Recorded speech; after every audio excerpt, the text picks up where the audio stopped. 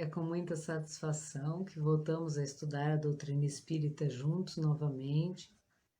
E para darmos início então à nossa palestra, vamos fazer uma prece de agradecimento ao Mestre Jesus por estarmos em sintonia, falando da sua palavra, dos ensinamentos que nos deixou e agora, nesse mês, comemorando o seu nascimento. Que possamos, Jesus, através dos seus ensinamentos, deixar com que nasça novamente em nossos corações. Obrigado, Mestre, permaneça conosco para que possamos entender a sua mensagem. Que assim seja. Então, meus amigos, hoje nós vamos falar de um tema desse mês, que é o Natal. O Natal é muito discutido por historiadores, por pesquisadores, quando que ele ocorreu, o que aconteceu, o que deixou de acontecer. E pesquisando para fazer essa palestra, eu fui ver qual a origem do Natal, como que ele passou a ser comemorado nessa data, porque a gente sabe que os historiadores chegaram à conclusão de que não é dezembro o mês de nascimento de Jesus. Mas, para nós entendermos um pouco, nós vamos ver que as origens do Natal, ela é uma festividade que remonta a milênios. É essa festividade do mês de dezembro. As origens do Natal, elas vêm de mais de 2000 anos antes de Cristo. Tudo começa num antigo festival mesopotâmico que simbolizava a passagem de um ano para outro, o Zagmuk. Era o nome desse festival. Para os mesopotâmicos, o Ano Novo representava uma grande crise. Devido à chegada do inverno, eles acreditavam que os monstros do caos enfureciam-se e Marduk, seu principal deus, precisava derrotá-los para preservar a continuidade da vida na Terra. O festival de Ano Novo, que durava 12 dias, era realizado para ajudar Marduk em sua batalha.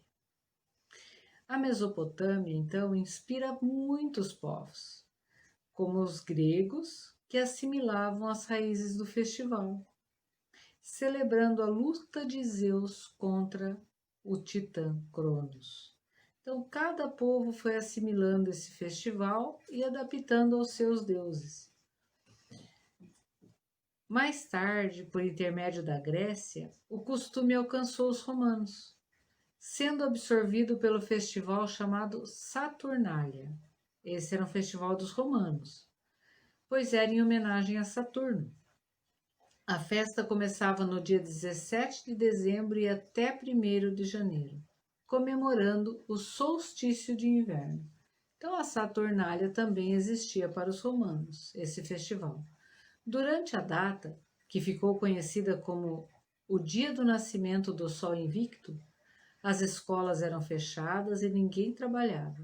Eram realizadas festas nas ruas, grandes jantares eram oferecidos aos amigos e árvores verdes, ornamentadas por muitas velas, enfeitavam as salas para espantar os maus espíritos da escuridão. Os mesmos objetos eram usados para presentear uns aos outros. Então vejam, as árvores, nós temos hoje a árvore de Natal, mas as árvores eram usadas há muito tempo para espantar os maus espíritos. E nós vamos vendo aí as origens do que nós comemoramos hoje. Então essa era a festividade dos romanos. Nos primeiros anos do cristianismo, depois que o Cristo nasceu, desencarnou, a Páscoa era o feriado principal. O nascimento de Jesus não era celebrado. No século IV, a Igreja decidiu instituir o nascimento de Jesus como feriado.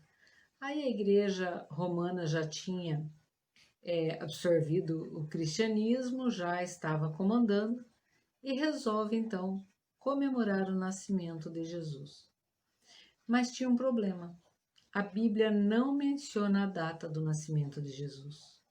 Então, apesar de algumas evidências sugerirem que o nascimento de Jesus ocorreu na primavera e não no inverno, o Papa Júlio I escolheu o dia 25 de dezembro.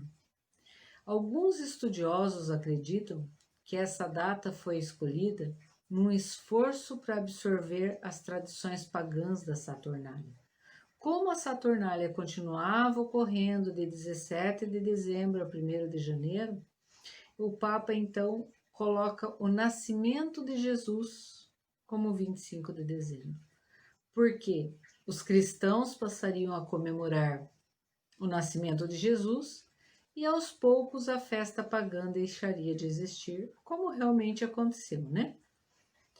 A maior parte dos historiadores afirma que o primeiro Natal, como conhecemos hoje, foi celebrado no ano 336 d.C. A troca de presentes passou a simbolizar as ofertas feitas pelos 3 reis magos ao menino Jesus, assim como outros rituais também foram adotados. Aí vem o comércio e resolve fazer propaganda com a troca de presentes e tudo isso que a gente conhece hoje, né? Mas o que originou isso tudo foram o que os reis magos ofereceram ao menino Jesus. Nós vamos ler no Evangelho de Lucas, que ele nos diz: "E aconteceu naqueles dias que saiu um decreto da parte de César Augusto, para que todo mundo se alistasse. Esse primeiro alistamento foi feito sendo Quirino governador da Síria. César Augusto reinou de 30 a.C. a 14 d.C. Mas o censo ocorreu em 6 d.C., o que permite ver que a determinação da data está historicamente imprecisa. Há, no entanto, uma tradução proposta segundo a Bíblia de Jerusalém. Esse recenseamento foi anterior àquele realizado quando Quirino era governador da Síria. Então, eles acham que houve um outro recenseamento para que pudesse bater as datas. Jesus nasceu antes da morte de Herodes. Morte essa que aconteceu entre 4 a 8 a.C., provavelmente.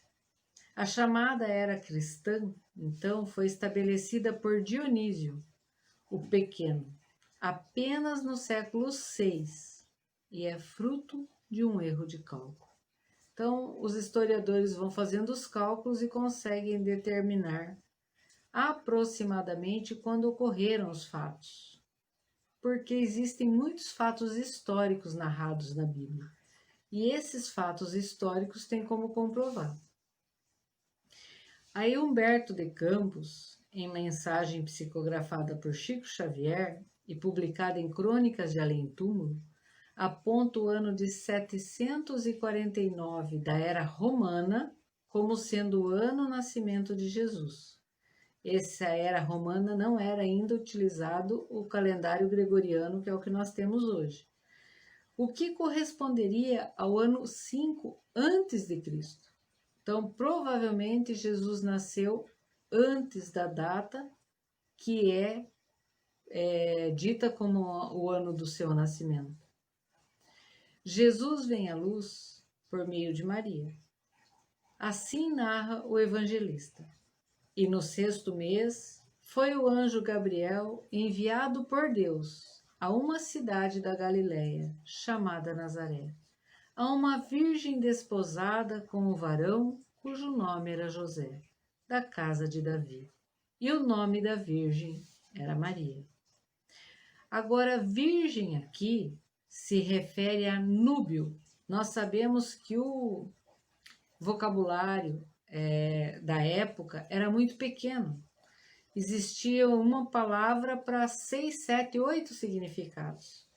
E neste caso, virgem se refere a mulher em idade para casar, ou mulher jovem, que em hebraico é alma. Era um termo usado quando se referia a uma donzela ou jovem casada recentemente.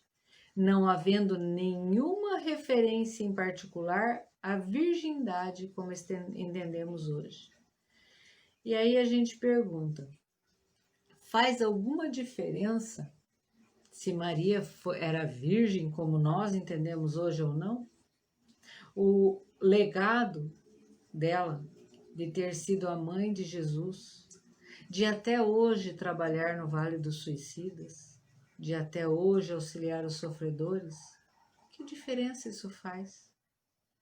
Então, esse é um fato que não tem relevância nenhuma para quem é Maria, para quem foi Maria, né? Gabriel então disse a Maria, eis que em teu ventre conceberás e dará à luz um filho, e por-lhe-ás o nome de Jesus. Maria estava preparada, por isso pôde conceber Jesus em seu ventre, isto é, dentro de si. E nós? O que estamos cultivando, construindo dentro de nós mesmos? Quando estaremos preparados para trazer à luz o Cristo imanente em nós? Aquele que, segundo o texto evangélico, será grande e será chamado Filho do Altíssimo. E o Senhor lhe dará o trono de Davi, seu pai, e reinará eternamente na casa de Jacó, e o seu reino não terá fim. Maria aceitou trazer à luz o Mestre. Nós só precisamos deixá-lo nascer em nossos corações, trazer a luz para a nossa vida através dos ensinamentos do Mestre. Jesus, quando nasce aqui na Terra, ele nos traz várias lições, muitas mesmo. E uma delas é que ele nasce envolto em panos. Assim que ele nasce, ele é envolto em panos. E isso nos ensina a lição da simplicidade. Foi o maior homem que já reencarnou na Terra. E ele nos ensina a primeira lição, que é a da simplicidade. Enquanto nos preocupamos tanto com acessórios em nossa vida, no dia a dia, os espíritos superiores ocupam-se com o que verdadeiramente é importante para a vida imortal. Então, nós nos preocupamos muito com o material. Os espíritos superiores, os nossos anjos da guarda, se preocupam com a nossa evolução moral. Se, para nós evoluirmos moralmente, tiver que faltar o material, não tem problema para os espíritos superiores, que são 60, 70, 80 anos perante a eternidade, diante das lições que tiraremos dos fatos. Então, muitas vezes nós temos tanto a agradecer e passamos o tempo reclamando, murmurando, blasfemando, quando temos tanta coisa em nossa vida, tanto amor, tanto carinho. Só temos a agradecer, sempre. A manjedoura é o tabuleiro em que se deposita a comida das vacas. Quem nunca viu um coxo de dar comida para vaca, para cavalo? Isso é uma manjedoura. Ela está em estábulos. Segundo Emmanuel, no livro A Caminho da Luz, a manjedoura assinalava o ponto inicial da lição salvadora do Cristo, como a dizer que a humildade representa a chave de todas as virtudes. O maior homem que já reencarnou nasceu numa manjedoura.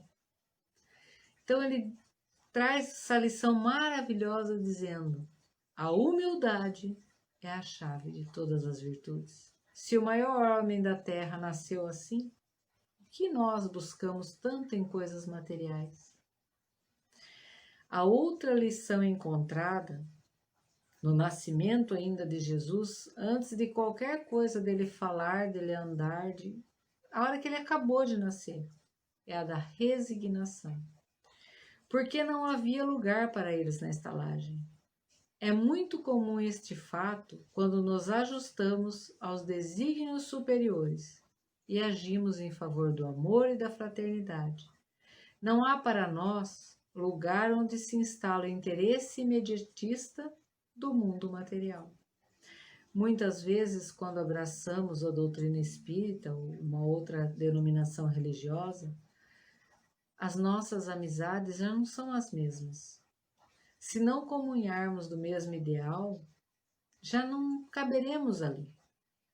Então, sempre que nos ajustamos a esses desígnios, onde existe só interesse material, a gente já não se sente bem. Então, é outra lição, a resignação. Não poderemos ter tudo, nunca teremos tudo. A vida é feita de escolhas. Eu escolho a matéria ou eu escolho o espírito? O que eu escolho? Principalmente nesse momento que estamos vivendo. Eu escolho proteger meu semelhante, usando máscara, higienizando minhas mãos, não aglomerando, ou eu escolho dane-se o outro. Vou para a festa, não uso máscara, não me cuido porque para mim não dá nada e não estou nem aí com o meu irmão. Então, tudo são escolhas na vida. A opção é nossa, o livre-arbítrio é nosso, mas a colheita é obrigatória. Nós temos sempre que pensar no outro, auxiliar o outro, ajudar, e nesse momento nós podemos muito ajudar. Só nos cuidando nós já estamos ajudando a todos. É muito simples, né? Ninguém pede pra gente ir pra guerra, só nos pedem para ficar em casa. E ainda tem gente que reclama. Narrada no Evangelho de Mateus, a visita dos magos e suas dádivas originaram as tradições de presentes no Natal.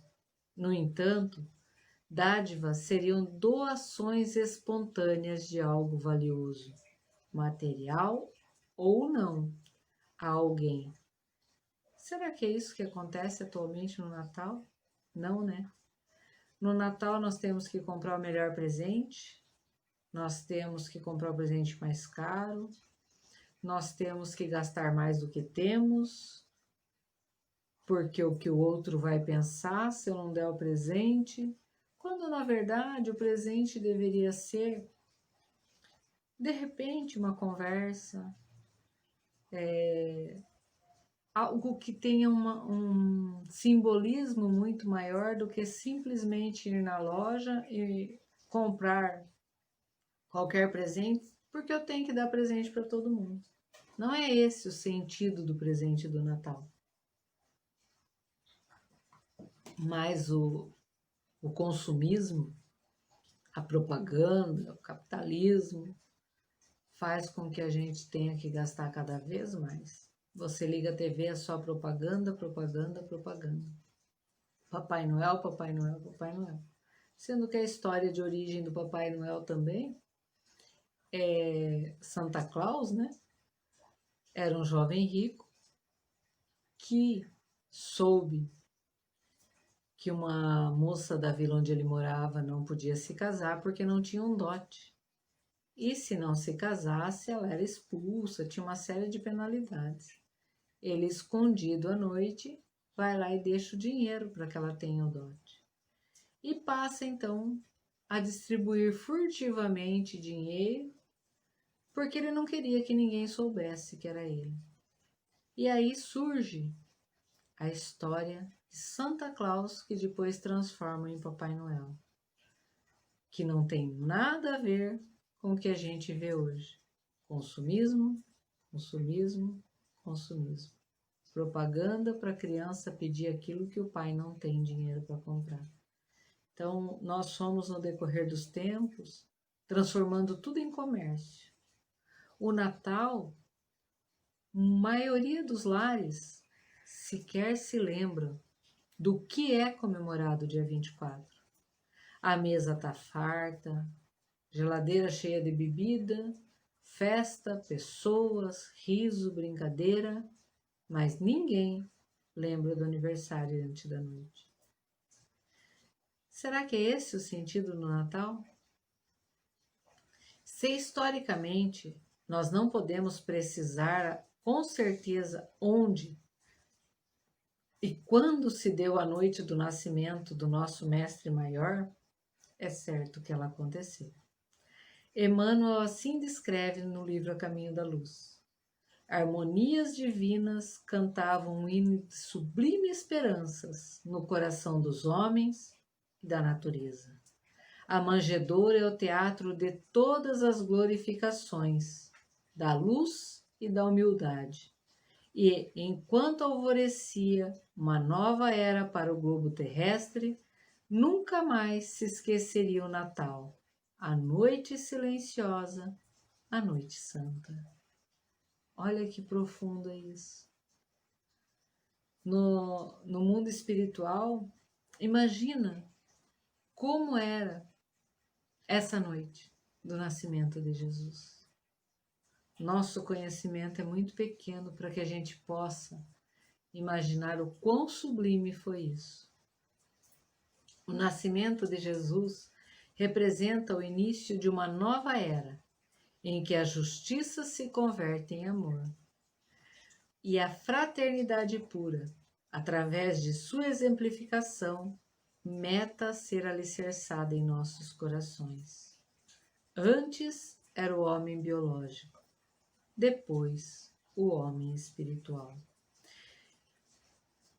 Então, o nascimento de Jesus representa tudo isso. É uma nova era, onde nós podemos ver o amor. Jesus não falou para nós, ame e perdoe. Ele veio para provar que é possível amar e perdoar. Então, com esse exemplo dele, nós vemos que é possível, apesar de estarmos muito longe de Jesus ainda. Mas é um passo de cada vez, um dia de cada vez.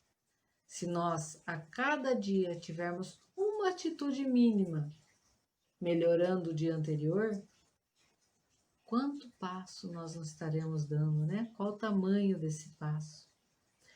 Na festa que preparamos no final de cada ano, Jesus deveria ser o personagem principal. Assim também como devemos nos preparar para ela. Qual a melhor vestimenta a usar? Qual a melhor vestimenta que eu uso numa noite de Natal? Em Mateus, Jesus diz o seguinte: porque tive fome e deste-me de comer, tive sede e deste-me de beber, era estrangeiro e hospedaste-me, estava nu e vestiste-me, adoeci e visitaste-me, estive na prisão e foste ver-me. Então os justos lhes responderão dizendo: Senhor, quando te vimos com fome te demos de comer? Ou com sede te demos de beber? E quando te vimos estrangeiro e te hospedamos? Ou nu e te vestimos? E quando te vimos enfermo ou na prisão e fomos ver-te? E respondendo, o rei lhes dirá: em verdade vos digo que, quando o fizestes a um destes meus pequeninos irmãos, a mim o fizestes. Então, o que Jesus nos diz com isso? Podemos comprar uma roupa não tão cara e agasalhar alguém que sente frio. Podemos ter uma mesa farta sem desperdício e, de repente, matar a fome de uma única pessoa nessa noite de Natal. É isso que Jesus espera de nós, que sejamos verdadeiramente cristãos, que façamos em nome do Cristo um Natal diferente, que saiamos de nós mesmos, de nossos caprichos e desejos pueris, buscando atender às necessidades dos nossos semelhantes mais carentes. Lembremos dessas palavras: em verdade vos digo que, quando o fizestes a um destes meus pequeninos irmãos, a mim o fizestes. Então, qual o melhor presente que nós podemos dar para Jesus no dia 25 de dezembro? Qual o presente que ele realmente quer? Será que é que as pessoas bebam até cair? Comam até passar mal? Ou será que ele quer que auxiliemos o nosso próximo? Qual o presente que deixaria o aniversariante da noite feliz? Na verdade, o Natal, ele é feito de renovação de atitudes. As resoluções de ano novo, muitas vezes se a gente pedir para uma pessoa elencar 20 resoluções para o ano novo, quantas não serão materiais? Quantas não serão comprar, gastar? Muitas vezes das 20 não tem nenhuma que não seja matéria. Nós estamos tão preocupados com o dia a dia que acabamos esquecendo do que realmente importa, né? E nós vamos ver que Benjamin Franklin era um estadista, escritor e inventor norte-americano. Ele inventou o para-raio. Ele tinha 13 princípios, que eram a temperança, era o primeiro princípio. Veja como nós podemos adotar esses princípios para a nossa vida. E a temperança diz o seguinte: não coma até o embotamento, não beba até a exaltação. O segundo princípio era o silêncio. Não fale sem proveito para os outros ou para si mesmo. Evite a conversação fútil. E aqui nós vamos achar um dos princípios da verdadeira caridade, né? Segundo nos dizia Paulo, nós não podemos fazer fofoca. Se alguém estiver falando mal de outra pessoa, se for para nós entrarmos no assunto, então nós podemos dizer uma qualidade daquela pessoa, porque todos temos qualidade, em vez de engrossar a fofoca, né? No terceiro princípio, ele diz que nós temos que ter ordem. Cada parte do trabalho tem um tempo certo. Nós temos tempo para trabalhar, nós temos tempo para descansar, nós temos tempos para nos devotarmos ao próximo, para a religião. O quarto princípio é resolução. Resolva executar aquilo que deve. Execute o que tem que ser executado. Não é aquilo que eu quero, né? É aquilo que eu devo fazer. E a gente sabe bem a diferença entre uma coisa e outra. Porque Deus em sua grande sabedoria, deixou a sua lei impressa na nossa consciência. Então nós não precisamos procurar. Eu não sei qual decisão tomar. É só a gente se concentrar, respirar fundo, que a resposta vem. A gente sabe o que é que a gente precisa fazer. Mas a maior parte das vezes a gente deixa num cantinho e faz o que a gente tem vontade. Né? Nem que depois a gente se arrependa. Mas essa é o que a maioria faz, né? O que nós fazemos. O quinto princípio era a frugalidade. Não faça despesas sem proveito para outros ou para si mesmo. Ou seja, nada desperdice. Não compre em excesso. Quantas vezes a gente vai e compra por impulso, porque está barato, porque achou bonito, e aquilo fica lá guardado, sem nunca ser usado. Então, ele disse que a gente tem que pensar antes. Ter diligência, o sexto princípio. Não perder tempo. Estar sempre ocupado com coisa útil. Dispensar atividades desnecessárias que nada acrescentam. O sétimo princípio é a sinceridade. Não use de artifícios enganosos. Pense de maneira reta e justa. Quando falar, fale de acordo. Orar e vigiar. Vigiar os nossos pensamentos, porque tudo nasce no nosso pensamento. O meu pensamento é criador. Aquilo que eu penso, eu crio. Aquilo que eu falo, eu crio. Então, quando nós queremos nos reformar intimamente, a primeira coisa que nós temos que fazer é vigiar os nossos pensamentos. O 8º princípio é o da justiça. A ninguém prejudique por mau juízo ou pela omissão dos benefícios que são dever. E aqui nós temos um outro item. Todo mal que advenha do bem que eu não fiz é responsabilidade minha. Não basta não fazer o mal, temos que fazer o bem. O 9º princípio é o da moderação. Evite extremos, não nutra ressentimentos por injúrias recebidas, tanto quanto julgo que o merecem. Nós julgamos, condenamos, damos sentença, tudo em nosso pensamento. Isso quando não vamos lá na porta do outro brigar, né? Então, isso nós temos que trabalhar em nós. Bateu, doeu, leva que é teu, tem um ditado que diz. Isso significa que aquilo que me incomoda no meu irmão é meu. Se me incomoda, eu acho que ele é avarento, é porque eu sou avarento. Quando eu não tenho mais aquele defeito em mim, o defeito do outro não me incomoda. Então, tudo que eu percebo que está me trazendo mágoa, ressentimento, vou ver, vou buscar em mim. O outro, eu só dou conta de mim. Asseio, não tolere falta de asseio.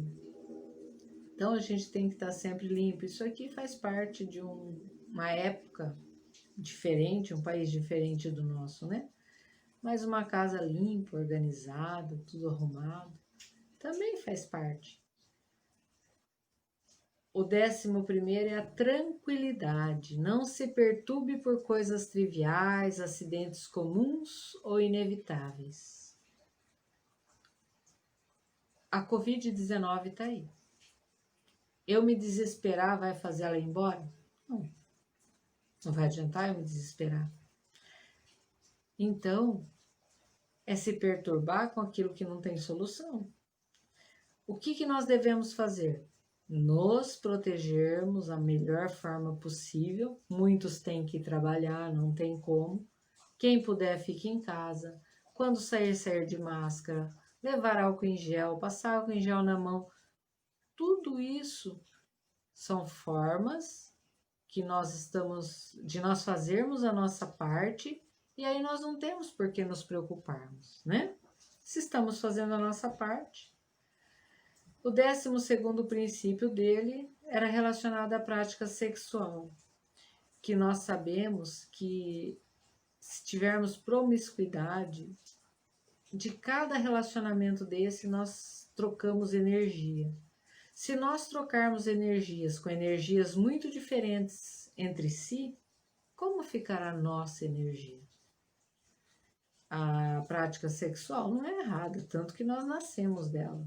Ela é uma força criadora, mas tudo tem que ser com moderação, tudo tem que ter calma na hora de fazer, né? Na hora de pensar, na hora de agir. E o 13º princípio, e o mais importante, a humildade. Imite Jesus, nos dizia Benjamin Franklin.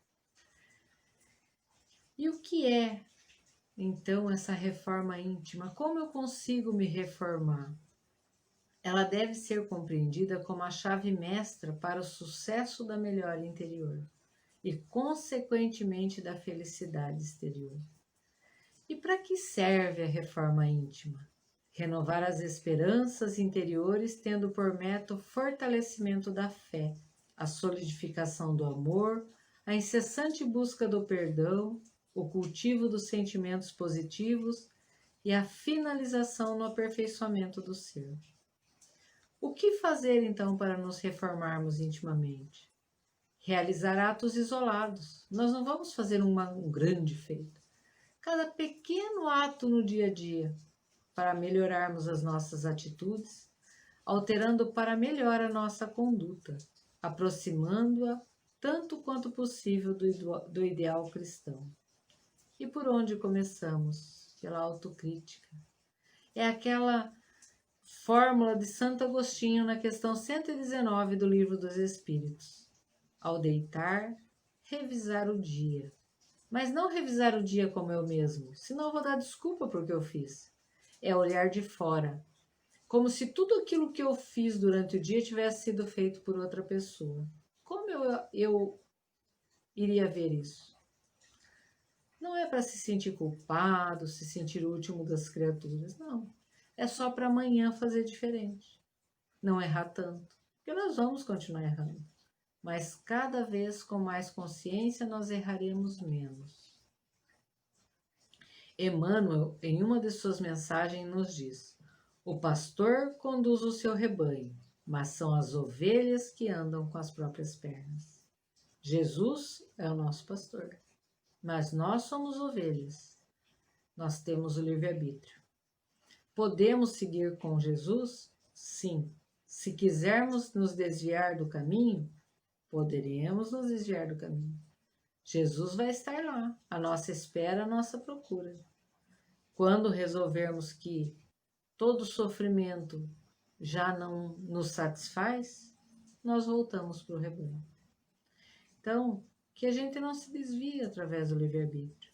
Muito pelo contrário, que a gente busque a Jesus para cada vez mais fazer parte desse rebanho.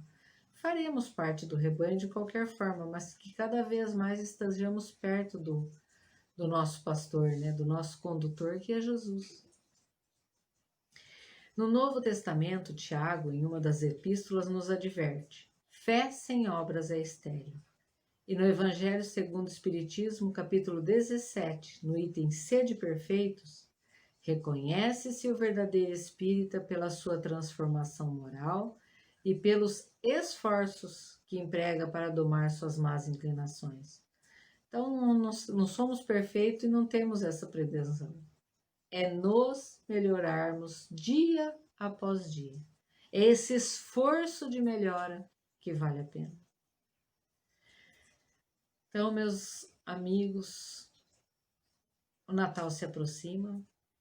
Que possamos realmente nesse Natal, já que devemos evitar aglomerações, grandes reuniões, que tenhamos um Natal verdadeiro, aquele Natal íntimo, aquele Natal em que agradeçamos ao Mestre Jesus, o aniversariante da noite, por tudo que nos proporciona, pela bênção dessa reencarnação nesse exato momento no planeta Terra. Que possamos de alguma forma contribuir para que o nosso planeta se melhore. Que Jesus esteja sempre conosco, em nossos corações, que a partir de hoje passemos, se ainda não o fazemos, a comemorar o Natal no seu verdadeiro sentido, o do nascimento de Jesus dentro dos corações de cada um de nós. Que Ele fique conosco hoje e em todos os momentos. Obrigada, muito bom estar com vocês. Boa noite, pessoal.